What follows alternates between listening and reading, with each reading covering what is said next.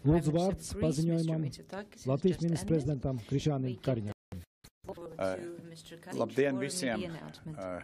Kirjākos, man ir jāsaka paldies par šo tikšanos un iespēju, ka šodien vari šeit būt Rīgā, un mēs abi varam pārunāt ļoti daudz mūsu kopīgi interesējošajiem jautājumiem. Tas ir nozīmīgi, ka no Grieķijas pēc vairākiem gadiem atkal ir arī Grieķu premjeras ieradies. Mēs abi esam gaidās NATO samitā, kas sāksies rītdien, tepat netālu Viļņā. Un mēs, protams, par šiem jautājumiem arī runājam. Vispirms es gribētu tevi personīgi apsveikt ar nesenām uzvarām, nesenā uzvara vēlēšanās. Tas ir, manuprāt, liels apliecinājums tam, ka saprātīgai, centriskai politikai ir laba nākotne, un laba politika arī gūst vēlētāju atbalstu. Apsveic arī ar šo personīgo uzvaru. Mūsu abas valstis, mēs esam Eiropā ziemeļos un dienvidos, bet mēs abi līdzīgi uzskatām, ka Ukrainai ir jāsniedz atbalsts. Mēs abi sniedzam un sniegsim Ukrainai tādu atbalstu, kas viņai nepieciešams. Varētu šajā karā pret Krievijas neprovocēto agresiju tik ilgi, cik tas būtu nepieciešams. Un mēs arī, protams, ir jāskatās par to, kā mēs varam turpmāk arī stiprināt mūsu pašu iekšējo drošību. Grieķija ir līderi laikam starp NATO valstīm Eiropā par to, cik izdod un iegulda savā aizsardzībā. Laikam pie vai pat pāri 3,5% no iekšzemes koprodukta. Latvijā mēs bijām plānojuši 27. gadā ieguldīt 3% mūsu aizsardzībai, bet izskatās, ka mēs šo sasniegsim jau nākamajā gadā. Kāpēc mēs tā darām? Jo mēs abi dzīvojam pasaulē, kur mums netāli ir kaimiņu valstis, ar kurām ir zināmi izaicinājumi. Tas ir līdzīgi faktiski Latvijai un Grieķijai, kaut kā varbūt tās valstis, ar kurām mums ir tieši šī izaicinājumi nedaudz atšķiras, bet izaicinājums ir. Mēs abi labi saprotam, ka, lai būtu drošībā, ir jāiegulda savā drošībā un ir jāsadarbojās vienam partnerim ar otru. Un arī Latvijai un Grieķijai, arī kā Eiropas Savienības dalībvalsts, kurām ir ārējā Eiropas robeža, mēs abi labi saprotam to, cik svarīgi tas ir Eiropā nodrošināt ārējās robežas, lai saglabātu mūsu iekšējo brīvo kustību, kas ir Schengen zonā, ir ļoti svarīgi, ka šī ārējā robeža tiek labi apsargāta. Vai tas būtu Eiropas ārējā robeža ziemeļos, vai tas ir Eiropas ārējā robeža dienvidos. Migrācija ir izaicinājums, bet migrācijai ir jābūt kontrolētai. Dalībvalstīm Eiropas Savienībai ir jābūt teikšanai par to, kā šī migrācija notiek un nenotiek. Un mūsu valstīm, kas atrodas pie ārējām robežām, manuprāt, mums pat ir pienākums nodrošināt, ka ir zināma un noteikta kārtība, ko nosakam mēs Eiropā un ne mūsu ar kaimiņiem, ar izcelsmes valstīm. Mums ir jāstrādā, bet mums jāstrādā.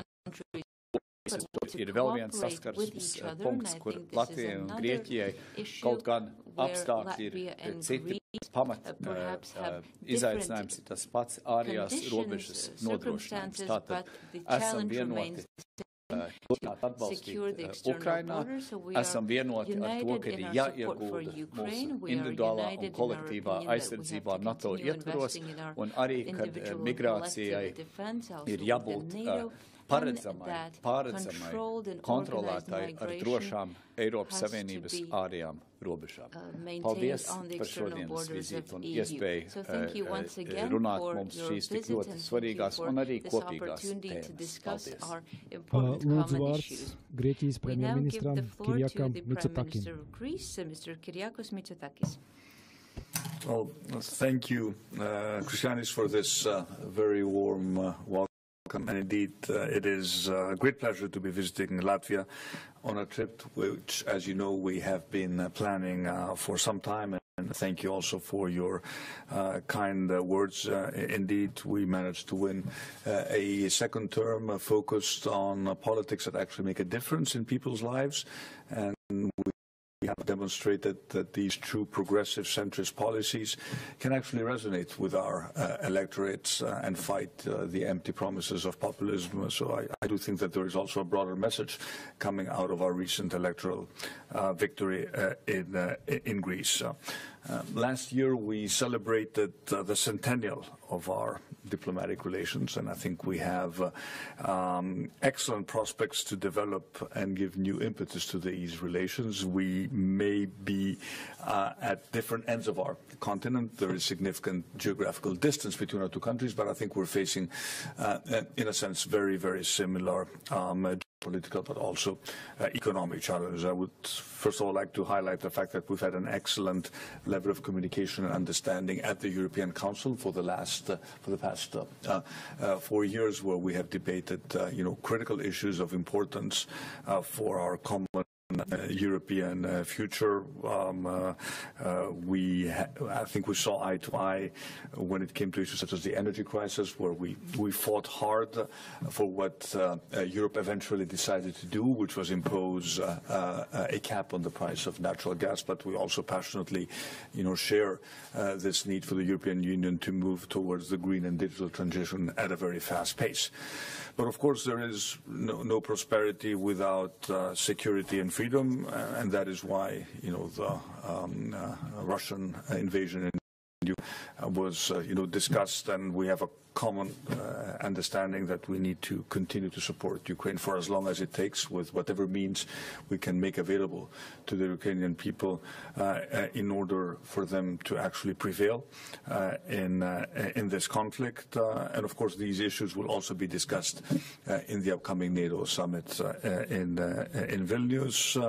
On NATO, we both hope for a swift accession of Sweden to the alliance, and of course the adoption of the new posture, which will significantly strengthen the organization, something which is also of critical importance for Latvia, but for all our Baltic friends. You mentioned the need to spend more on defense. I think this is an understanding that is shared by more and more of our European partners within NATO, and that is why I think it is important to also come back to the issue of how we actually treat defense expenditures in light of the negotiation regarding the new Stability and Growth Pact. I think that this spending is qualitatively different from every other type of spending, because it is the one type of spending that allows us to remain free and prosper as free societies. And as we will all spend more on defense, the European aspect of defense cooperation also within the NATO umbrella becomes, in my mind, more and more important. You mentioned the challenges of migration.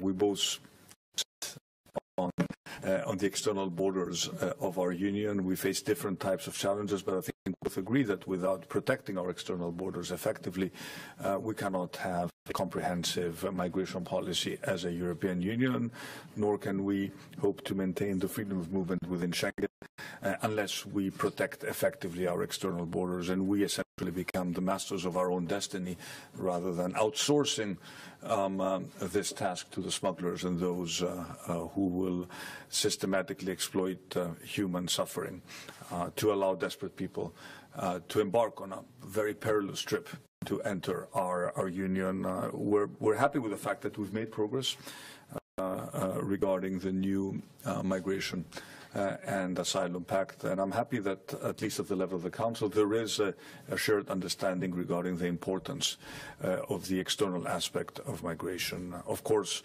it is not the only solution to the problem, because we need to work hard also on the pact itself. But unless we solve that problem, we will never be able to come up with a comprehensive European solution to a problem which, in our minds is fundamentally a European problem, and it is very unfair for countries such as Greece that sit on the external border of a very dangerous crossing, and I'm referring to the Mediterranean crossing, to be burdened with the task of managing this problem, or being accused of actually not saving people at sea, when this is what our Coast Guard does every day. We should be placing the blame squarely on the smugglers and on those who facilitate them. They are the ones who are, at the end of the day, responsible for whatever tragedy takes place in the Mediterranean. We have been imposing a tough but fair migration policy, and I think we've demonstrated that the less boats you actually have at sea, the more, the lesser the risk of people losing their lives at sea. We have effectively broken the smugglers' business model in the Eastern Mediterranean route, and I think this is what we should be doing across the Mediterranean. So let me again thank you for the warm hospitality and for the fact that we have significantly strengthened our bilateral relations, and I think we have a much better understanding now regarding your geopolitical concerns, and you have a much better understanding of our geopolitical issues in our part of the world. At the end of the day, this is what the European Union and NATO is all about. It's about understanding each other and stepping up to support each other in times of need. So thank you again for the welcome, and we'll be seeing each other again tomorrow in Vilnius. Paldies, preses brīdis ir noslēdzies. Thank you. The media announcements are the Thank you. Thank you again, Krišjānis.